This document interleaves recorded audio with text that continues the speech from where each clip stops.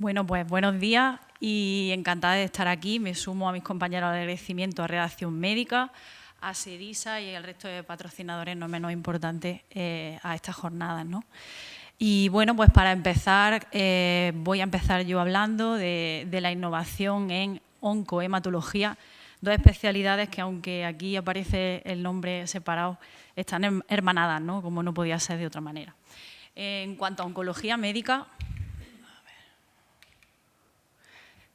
voy a hablar sobre todo de 3 puntos, ¿no? El primer punto, y del que nos sentimos muy orgullosos, es que detectamos que el cáncer en adolescentes, no solo por los 14.000 nuevos casos en Europa, ni los 500 en España anuales, que además van en aumento, es la segunda causa de muerte en este grupo de edad, ¿no? Nos dimos cuenta, y no solo en Granada, sino a nivel nacional e incluso internacional, y empezamos a mover todo esto, ¿no? Hablamos con los compañeros de pediatría y empezamos a estudiar. ¿De qué nos dimos cuenta? Nos dimos cuenta de que hay un menor incremento de la supervivencia en estos pacientes y además bien diferenciada, ¿no?, respecto al cáncer infantil y el cáncer en el paciente adulto. Están bien identificados los problemas y, de hecho, sobre todo se basan en esos 3 puntos que tenemos, ¿no? Y es que hay baja participación en ensayos clínicos, un punto muy importante, y es que hay diferencias de protocolos de tratamiento, es decir, un paciente con un tumor germinal en un área de pediatría será tratado con un protocolo de quimioterapia y en un área del adulto será tratado con un protocolo diferente.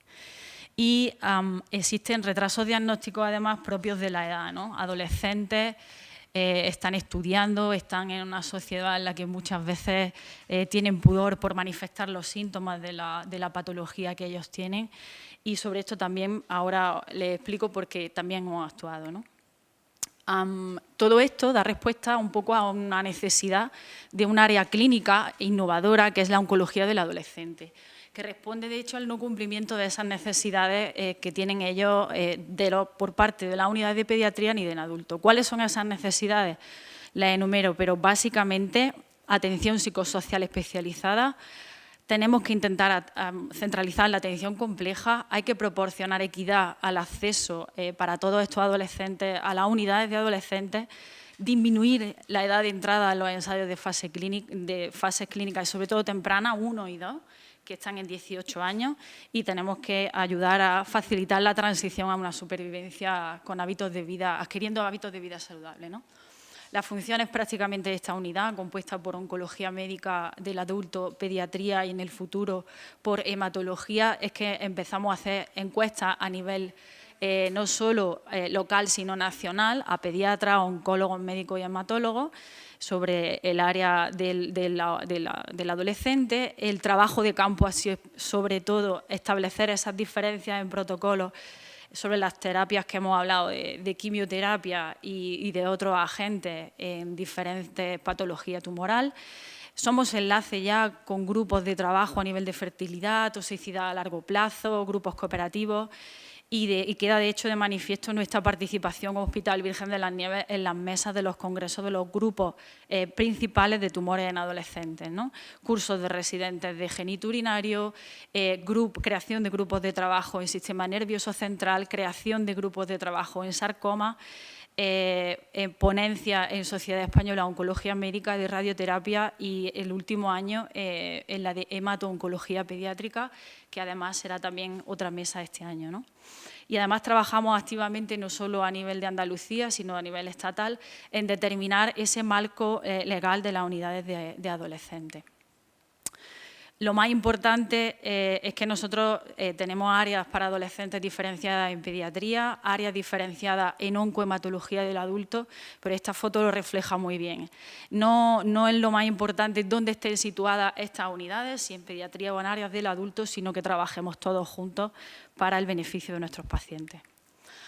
Otra área importante que me gustaría destacar en nuestro hospital es la creación de la unidad de cáncer hereditario familiar, ¿no? Sabemos que existen múltiples factores que dañan el ADN, están aquí representados: metabolismo celular, contaminación, químicos, tabaco, últimamente muy presente agentes infecciosos, pero hay un 5 o un 10% que es la herencia, ¿no? Va, digamos, en la propia genética del paciente y para eso, en torno a un 5 o 10% y hasta un 20%, nosotros podemos hacer algo para intentar evitar la aparición de una patología tumoral o en prevención secundaria evitar una segunda neoplasia. Tenemos una unidad de consejo genético, es una consulta formada actualmente por 2 facultativas y una enfermera de práctica avanzada y el objetivo prácticamente es el que he comentado, es reducir esa incidencia y mortalidad por cáncer en aquellas personas con predisposición genética. Para ello lo que hacemos es establecer el riesgo familiar en la consulta, valoramos la indicación de estudios mutacionales con nuestros genetistas y bueno, elaboramos recomendaciones, como hemos dicho, en prevención primaria, secundaria e incluso en pacientes que ya están en tratamiento, ¿no? Además, discutimos, y es muy importante, y por eso es una consulta de consejo genético, además del asesoramiento y de todo lo que de ello se derive, discutir esas implicaciones para la descendencia y el resto de los familiares de estas personas, pues digamos de estos pacientes ya serían prevención secundaria que van a tener predisposición a una segunda neoplasia. Y cómo no, el asesoramiento psicológico, que es muy importante en este punto, ¿no? Una vez que tenemos establecido esto, ¿hacia dónde vamos? Pues vamos a generar y a potenciar ese core que ya tenemos con nuestros facultativos, nuestros genetistas, nuestra enfermería. ¿Para qué? Para ser ese eje central donde tanto la atención primaria como la atención especializada puedan derivar a pacientes para la asistencia propiamente dicha, pero puedan obtener incluso un asesoramiento puede ser vía teleconsulta, como ya tenemos establecido, o incluso podríamos explorar otras vías. ¿Qué hemos conseguido hasta ahora? Pues, en resumen, valorar a más de 1.000 pacientes, ya en concreto vamos por 1.280 desde 2019. Hemos mejorado la comunicación entre los profesionales de los distintos niveles asistenciales, como hemos dicho, mediante teleconsulta. Hemos generado también un comité multidisciplinar de consejo hereditario a nivel de Granada, provincia. Hemos creado una consulta propia de enfermería y colaboramos ya con la universidad en proyectos de investigación, incluso recepcionando alumnos, y no solo alumnos, sino a nivel del sistema de formación de residentes del sistema nacional. Y el tercer punto innovador en nuestro servicio de oncología médica de nuestro hospital es bueno, la apuesta por la oncología integrativa, ¿no? Somos el primer hospital de Andalucía que ha llevado esto a cabo, porque la oncología integrativa es eso que combina, lo he puesto ahí, ¿no? Porque a veces puede llevar a error, es la combinación de la medicina convencional con las prácticas de medicina complementaria que han demostrado científicamente ser eficaces para dar al paciente el tratamiento más completo en base a su enfermedad.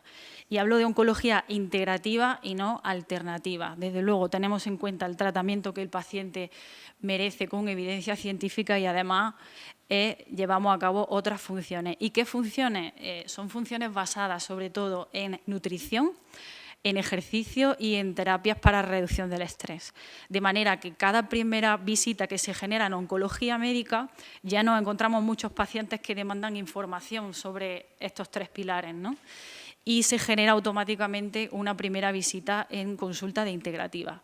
¿Quién hace eso? Lo hace una oncóloga médica especializada y formada en el Hospital Memorial Sloan Kettering Center en Nueva York.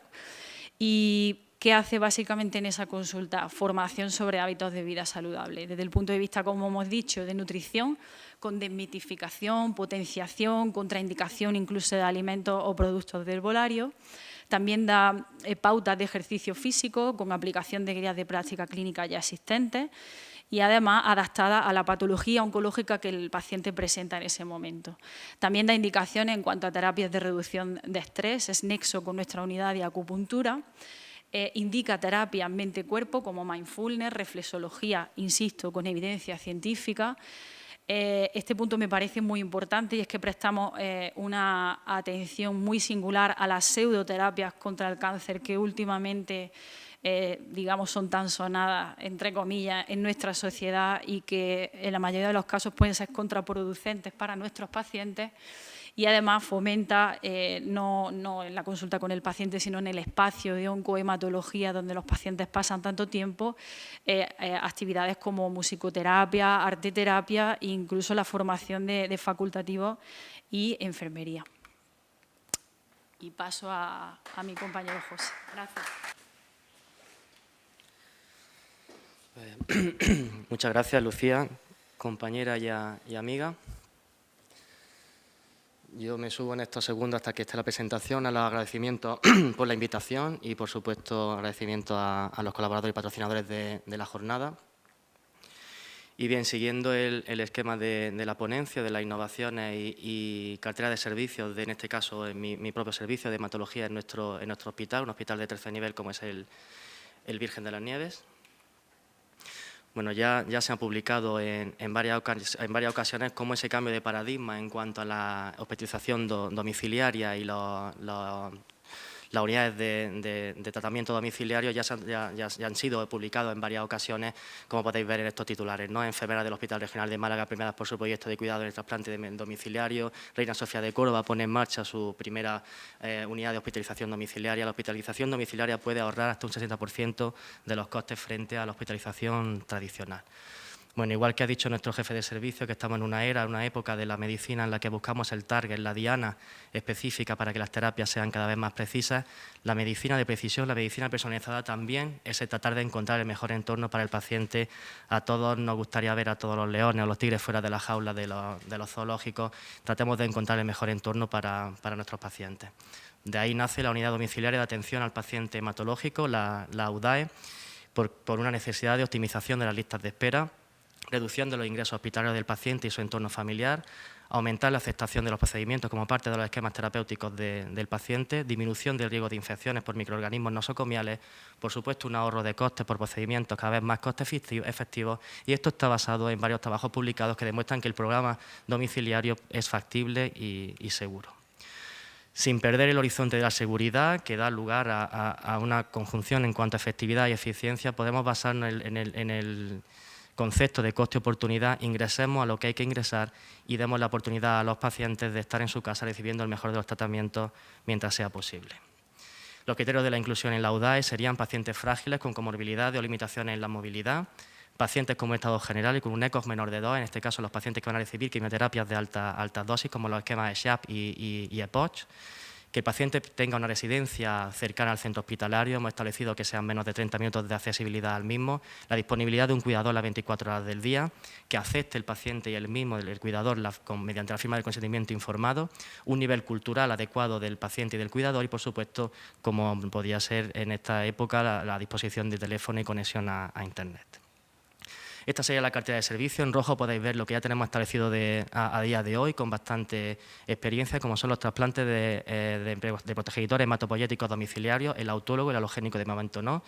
Empezaremos con la transfusión de hemoderivados, la administración de fármacos subcutáneos como azacitidina, bortezomib o romiplastin, fármaco intravenoso, como sería toda la esfera de antibioterapia de amplio espectro, ácido zoledrónico, tratamientos de hierro, esquemas de quimioterapia que ya hemos dicho, el ESHAP, el echarrituximab y el DAEPOCH, tratamientos como el calcifomib, el foscarnet, tratamientos orales que requieren un acceso continuado al hospital por monitorización de analíticas, como es el venetoclax, la obtención y transporte y conservación de las muestras biológicas y, por supuesto, los cuidados de catéteres venosos, como los Picologimab por la enfermería. Y os pongo un ejemplo de lo que ya estamos trabajando. El trasplante convencional conlleva una gran presión asistencial. Veis cómo el paciente puede llegar a tener un ingreso, si no hay complicaciones, entre 20 y 25 días entre el acondicionamiento, la infusión y la fase de aplasia, y cómo el hospital de día se convierte en un pilar fundamental para el tratamiento del trasplante domiciliario, en el que el paciente recibe el acondicionamiento y la infusión en el hospital de día y hace la aplasia y la mejoría de la situación en su casa. Os pongo ejemplos. El doctor Pedro González, compañero y amigo de mi servicio, fue el que se embarcó en esta odisea de ser el primer centro a nivel andaluz de empezar con los trasplantes domiciliarios, y veis cómo a nivel de eficacia no hay ninguna diferencia entre los pacientes que se trasplantan en el hospital y los pacientes que se trasplantan en la casa, con una recuperación de neutrófilos y de plaquetas exactamente igual, pero si veis los resultados de seguridad, veis cómo la mejoría en los pacientes que se trasplantan en la casa es abismal. Una una incidencia a la mitad de porcentaje de pacientes con fiebre, una mediana de días de fiebre menor, de 0 a 3, la cantidad de antibióticos empleados en los pacientes es menor, la cantidad de pacientes que hacen mucositis también y la necesidad de nutrición parenteral así lo hay. Como veis en la última tabla, los días de ingreso de los pacientes, que algunos sí que nos reingresaban, era de 5 frente a la mediana de ingreso de los pacientes que se establecía el tratamiento como trasplante hospitalizado de forma estándar, de 5 a 21. Pero aquí viene la parte también económica. Si veis los costes globales en cuanto al análisis económico, el paciente que se trasplantaba en casa tenía un coste global de 6.900 euros frente a 15.214 del paciente que se trasplantaba de forma estándar hospitalizado. Y bueno, como sabéis, la terapia CAR, en boca de todos, o a día de hoy, para una terapia en uso habitual para pacientes en recaída con linfoma difuso de células grandes o leucemia aguda linfoblástica, este es el mapa sanitario de Granada, 4 áreas sanitarias en las que el Hospital Virgen de las Nieves es referente en leucemia aguda, trasplante y aplasia medular. Nosotros tenemos un comité de trasplante y terapia celular en nuestro hospital, una coordinación de pacientes en el equipo CART, que está en contacto directo con las terapias avanzadas del SA y el Ministerio. A día de hoy es solo el Hospital Virgen del Rocío de Sevilla el que se encarga de hacer la aféresis y la infusión de la terapia CAR. El paciente se devuelve al Virgen de las Nieves y de ahí al hospital de referencia si no somos nosotros. Nuestro objetivo es preparar nuestro centro para la acreditación como centro CAR, con formación continuada de enfermería, facultativo y residentes, formación de los centros que nos derivan a los pacientes, la aféresis en el hospital en coordinación con el centro CAR y la producción de CAR académicos, esto a día de hoy. Contamos con el Comité de Trasplante y Terapia Celular, somos de los centros que estamos acreditados por la acreditación JACI del Grupo Europeo de Trasplante. Tenemos ya consensuada y formada la unidad médica multidisciplinar de CAR, con hematología, por supuesto, inmunología, farmacia, neurología, UCI, pediatría. Muy importante el papel de la psicooncóloga en nuestro caso. Tenemos a los facultativos formados, tenemos a la coordinadora de los pacientes CAR, la unidad de tratamiento domiciliario y en el Centro Regional de Transfusión Sanguínea la unidad de producción celular con los laboratorios de la sala GMP. Nuestro proyecto sería la acreditación como centro de aféresis de forma inminente, como proyecto de investigación la terapia CAR académica con el proyecto UITRAX, células T-CAR universales e inducibles de cuarta generación para inmunoterapia de linfoma refractario y el futuro, por supuesto, que Virgen de las Nieves se consolidara como el segundo centro CART en Andalucía. Os dejo con la foto de mi equipo, del equipo de hematología del Virgen de las Nieves, que sin duda es un gran hospital. Muchas gracias.